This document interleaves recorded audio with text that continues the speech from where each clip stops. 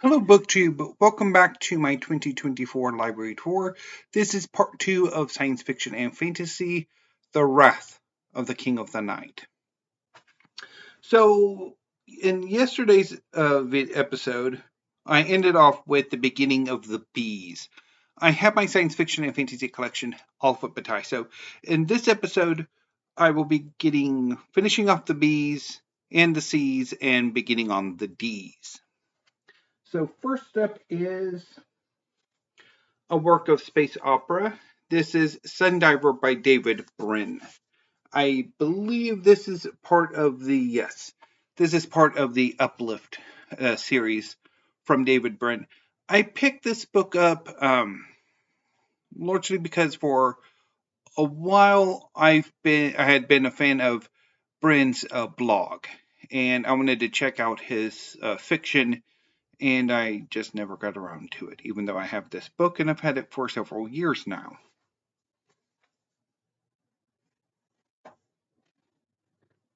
Next is first in a series from Mike Brooks. This is The Black Coast, book one of the God King Chronicles.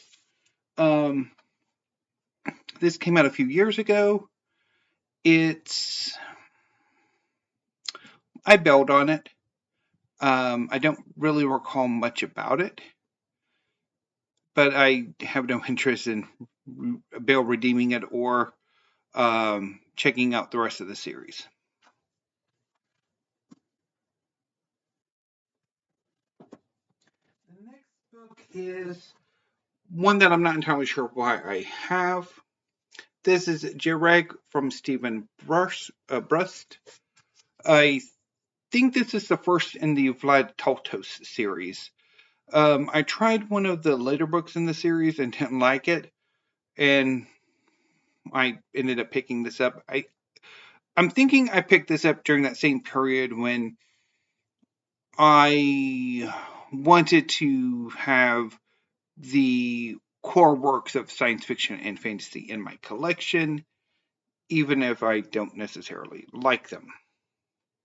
But I've never gotten around to this one. The next is a first work in a series. I don't know if it actually ever continued. This is Lies of Descent, book one of The Fallen Gods War by Troy Carroll Butcher. I want to say this is about two orphans who have been taken in by raiders, but I don't really recall much about it.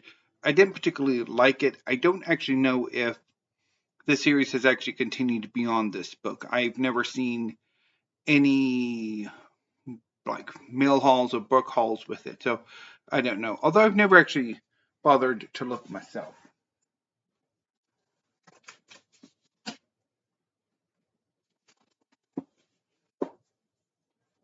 It also does not want to go back onto the shelf. Sorry about the wobbling. So the next two books are by Jim Butcher. They're part of the Dresden Files series. First up is the first book, Stormfront, which I'm not entirely sure why I have, unless I bought this for like 50 cents, because I dipped into it before I bought it and didn't like it. I bailed on it, so.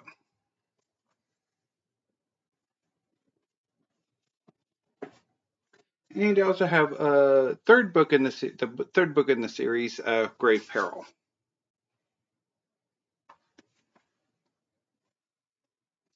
Next up is one of the earliest books I bought from Book Depository. This is Master of Sorrows by Justin Call. It is the first book in the Silent Gods series. I believe the rest of the series has come out.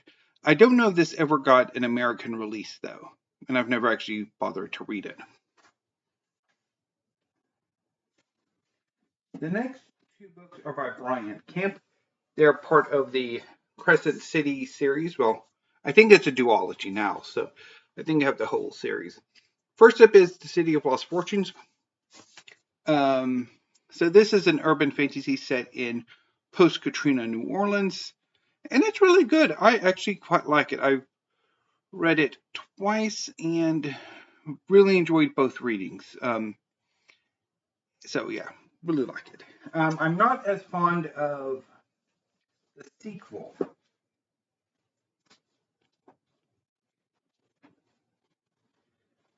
Readjust real quick before Sundiver goes for a dive. So the second book in the series is Gather the Fortunes, which I am not fond of at all.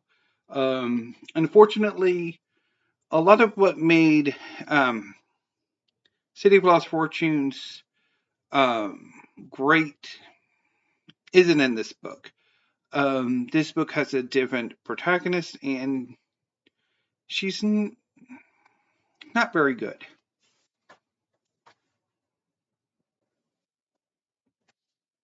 Next up is an anthology, Universe of 10, edited by Terry Carr. I picked this up largely on Steve Donahue's recommendation, and I didn't get on with it as much as he does.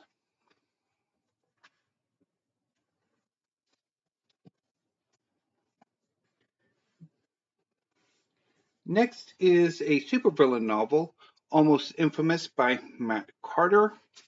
So this is the story of a young man who gains superpowers who finds himself involved in the supervillain lifestyle. He's basically pressured into becoming a teenage supervillain.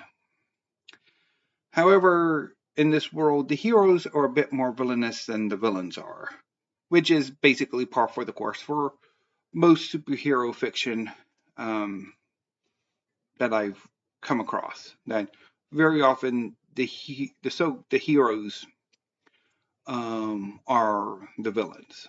I don't quite know why that is, but not a terribly good book, regardless. Next up is The Vor by B. Caitlin. This is the first book in, I think, a trilogy that came out about 15 years ago. It's rather weird. I know I read parts of it and bailed on it. It just didn't work for me. Next is Breath of Earth by Beth Cato. I think this is the first book in a series, but it does not say. I read I did a trade chapter tag for this and did not like it at all. McKenna is not saying whether or not this is a series or not. So the next two books are a duology by Joy Chant. This is Red Moon and Black Mountain. This is a portal fantasy in which 4 siblings are transported to a fantasy world and have adventures. They are thrust into an epic quest. And it's okay. I remember it being largely okay. It just didn't wow me. And was also almost eaten by one of my nephews.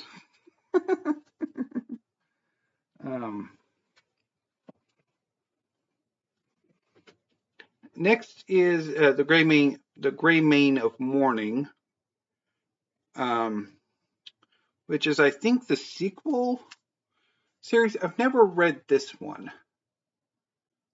I didn't like the first book enough to want to read the sequel.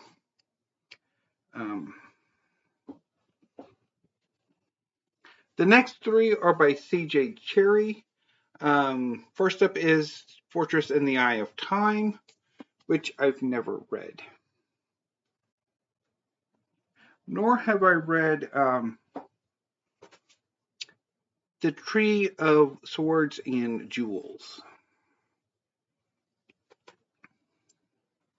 I have dipped into or try to read the Fated Sun trilogy, um, which includes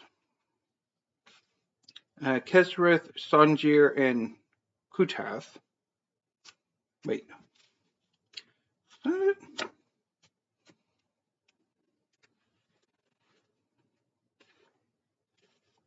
Yeah, it is. Okay.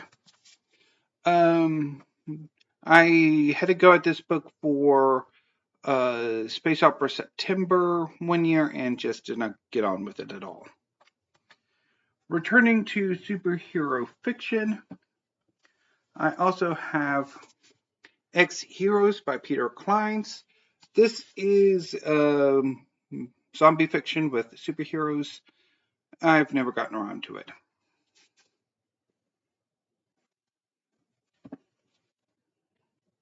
The next book is it's the first of two bind-ups. This first one is by Storm Constantine. It is Rithu, which includes the enchantments of flesh and spirit, the bewitchments of love and hate, and the fulfillments of fate and desire. So the Rithu series is a sort of weird post-apocalyptic series in which some humans have evolved into, I think some men have either become a bit hermaphroditic or evolved in some way. So the series is very queer that I remember. I had to go at this once almost 20 years ago because I remember interlibrary loaning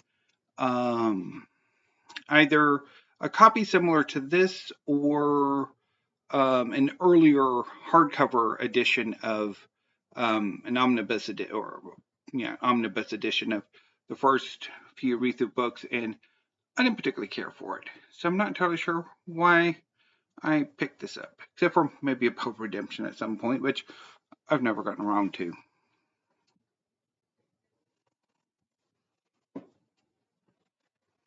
The next bind up is Chronicles of the Black Company by Glenn Cook. It includes The Black Company, Shadows Linger, and The White Rose.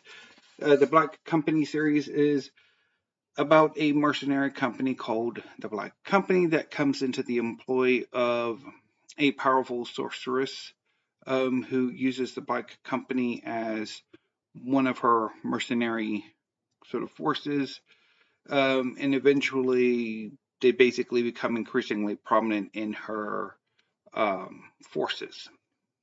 I've read The Black Company and I think it was okay. I don't remember much about it, but I've never gotten around to reading the rest of the trilogy or extended series because it has grown well beyond just 3 books.